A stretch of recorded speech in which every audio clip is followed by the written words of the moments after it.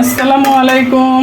আজকের ব্লগটি শুরু করলাম রান্না দিয়ে, মানে আমি এটা লাল মরিচ বাছতেছি, ভর্তা করব আলু দিয়ে।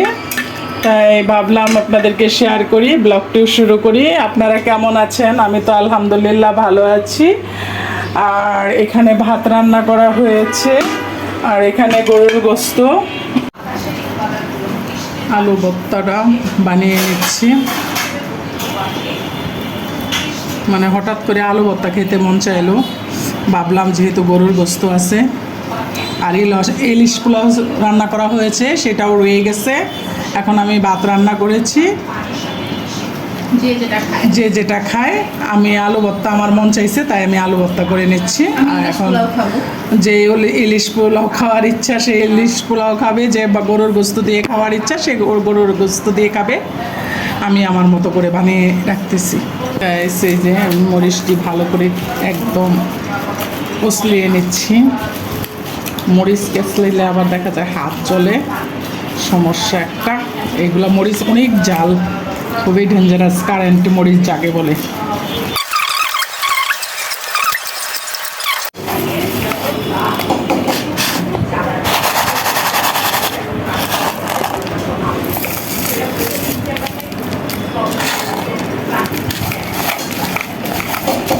বলেন তো এটা কি দিয়েছি?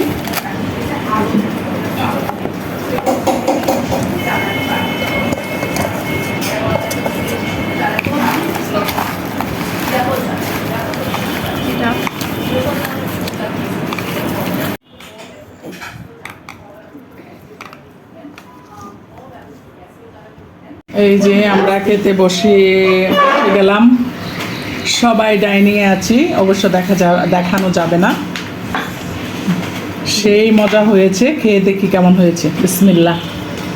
আজকে ইলিশ পোলাও অনেক এত মজা হয়েছে বলার বাইরে। আবারও খাচ্ছি। সেই সেই আলু ভর্তার উপরে আর কোনো কিছু নাই। গাইস, এই যে আমি সকাল সকাল রান্নাঘরে চলে আসলাম, একটু চা বানাবো। চুলাটা অন করে নিচ্ছি। আমার আসলে প্রতিদিন এখন সকালটা শুরুই হয় চা দিয়ে। বুঝতে পারতেছি না, মানে চা এমন একটা নেশা। মানে আমি এতদিন চা একদম পছন্দই করতাম না। মাথা ব্যথা করলে, জিম করলে একটু হয়তো বা মাঝে মধ্যে বানায় খাইতাম। এখন দেখা যায় ঘুম থেকে উঠলে একটু চা না খাইলে সারাদিন মানে ফ্রেশ। গাইস, এই যে আমি চা বানিয়ে বসে গেলাম। এখন আমি আমার ছেলে মেয়ে সবাইকে নিয়ে চা খাচ্ছি। এই যে দুপুরে রান্না বান্না, ভাত হয়ে গেছে, ডাল বসানো হয়েছে। ডাল ভালোভাবে সিদ্ধ হলে তারপরে ঘুটনিতে গুলিয়ে নিব। আর এখানে এই যে করলা ভাজি করা হবে, সাথে একদম পেঁয়াজ দিয়ে দিচ্ছি, তাহলে এর মধ্যে দিয়ে দিব ডাইরেক্ট। আজকে এত গরম পড়ছে, তো আমি আম্মুকে রান্নাঘরে আসতে দিইনি, আমি রান্না করতেছি। আজকে একটু ডাল রান্না করব, সাথে হচ্ছে করলা ভাজি। এখানে আমি সব রেডি করে রাখছি, এই যে সব কিছু রেডি করে রাখছি। আর হচ্ছে এখন ভাত আমার রান্না হয়ে গেছে। এখন হচ্ছে আমি একটু বাগার দিয়ে দিব, একটু পাঁচফোড়ন আর হচ্ছে রসুন দিয়ে বাগার দিব। আর গরুর মাংস রয়ে গেছে এখানে। গরুর মাংস আজকে দুপুরে মানে খাওয়ার মতন মানে ইচ্ছাই করতেছে না, যে কি খাবো, কিছু ইচ্ছা করতেছে না। তো রাতে আবার রান্না করতে হবে, এই হ্যাসেলের জন্য আমরা এখন রান্না করে দিচ্ছি। দুপুরে যারা খাবে, এই যে জালি কুমড়া, মেবি এটাকে বলে, এই জালি কুমড়া দিয়ে রান্না হবে। তো চলেন রান্নাগুলো শুরু করা যাক। এই যে এখানে হচ্ছে আমি করলা ভাজি বসিয়ে দিয়েছি। আম্মুর কথা ছিল, বলছিল যে হলো জালি কুমড়া দিয়ে হচ্ছে ইলিশ মাছ রান্না করবে। পরে আমি বললাম যে, আর আমার বড় আপু বললো যে না, তাহলে সরিষা দিয়ে হচ্ছে ইলিশ মাছ রান্না করি। তো এখন হচ্ছে কি আর করার, এখন হচ্ছে আমি সরিষা বেটে নিচ্ছি, সাথে কাঁচামরিচ দিয়ে নিচ্ছি, আর কয়েকটা বাদামও দিব আমি। তো কেমন হয় আমি আজকে রান্না করব দেখি। আম্মু আমাকে বলে দিবে, তবে হচ্ছে আমি রান্নাটা করব। তো চলেন রান্না শুরু করা যাক। করলা ভাজি হয়ে গেছে।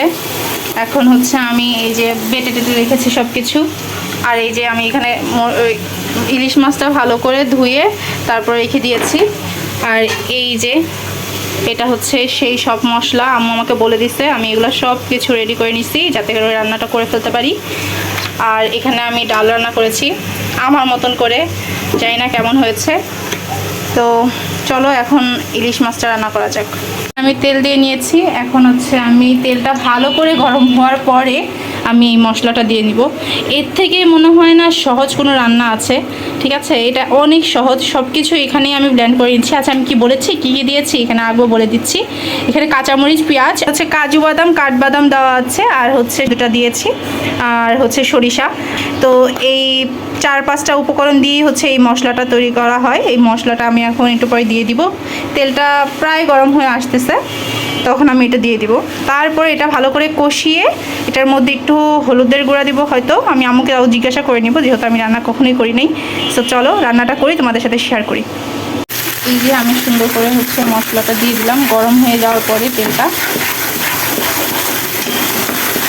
আর তারপরে এটা মশলাটা ভালো করে কষিয়ে গেলে মানে উপরে তেল চলে আসলে আমি এটার মধ্যে হলুদ, মরিচ, ধনিয়া যা যা আছে সব দিব, দিয়ে তারপরে আরেকটু ভালো করে কষিয়ে পানি দিয়ে তারপরে আমি হলো মাছটা যে আছে এই মাছটা সুন্দর করে দিয়ে দমে দিয়ে দেবো, শেষ। তাহলে রান্না তাড়াতাড়ি হয়ে যাবে।